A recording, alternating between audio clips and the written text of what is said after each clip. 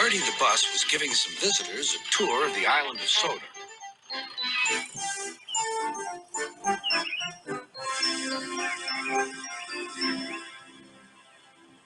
It was their last afternoon, and Edward was preparing to take them to meet Bill and Ben. He found it hard to start the heavy train.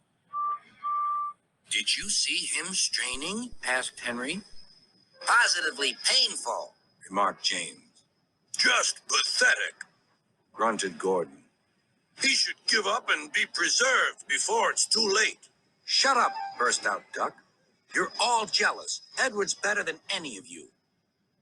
"You're right, Duck," said Boko. "Edward's old, but he'll surprise us all." "I've done it. We're off. I've done it. We're off," said Edward as he finally puffed out of the station.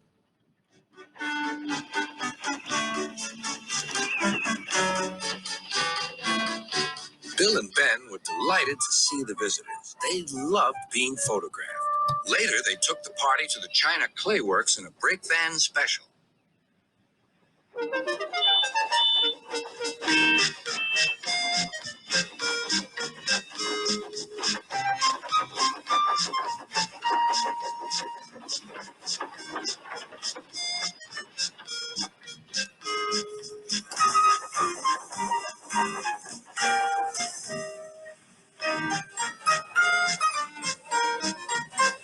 Everyone had a splendid time, and the visitors were most impressed.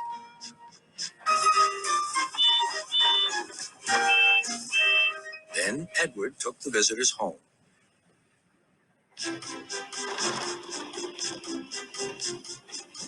On the way, the weather changed. Wind and rain buffeted Edward. His sanding gear failed, and his firemen rode in front, dropping sand on the rails by hand. Suddenly, Edward's wheels slipped fiercely, and with a shrieking crack, something broke. The crew inspected the damage. Repairs took some time. "One of your crank pins broke, Edward," said his driver. "We've taken your side rods off. Now you're like an old-fashioned engine." "Can you get these people home? They must start back tonight." "I'll try, sir," promised Edward. Edward puffed and pulled his hardest, but his wheels kept slipping, and he could not start the heavy train.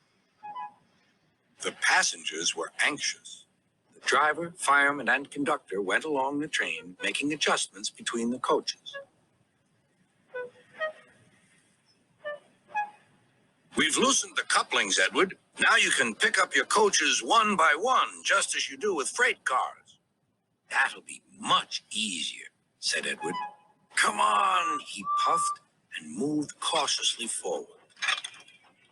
The first coach moving helped to start the second, and the second helped the third.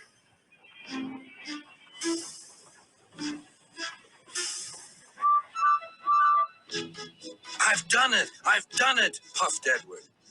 "Steady, boy," warned his driver. "Well done, boy.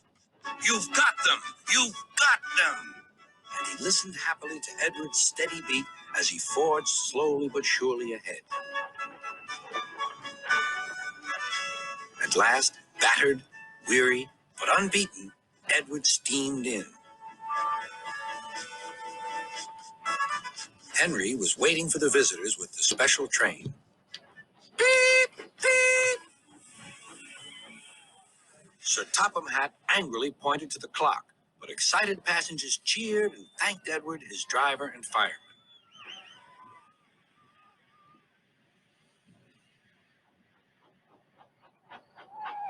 Duck and Boko saw to it that Edward was left in peace. Gordon and James remained respectfully silent.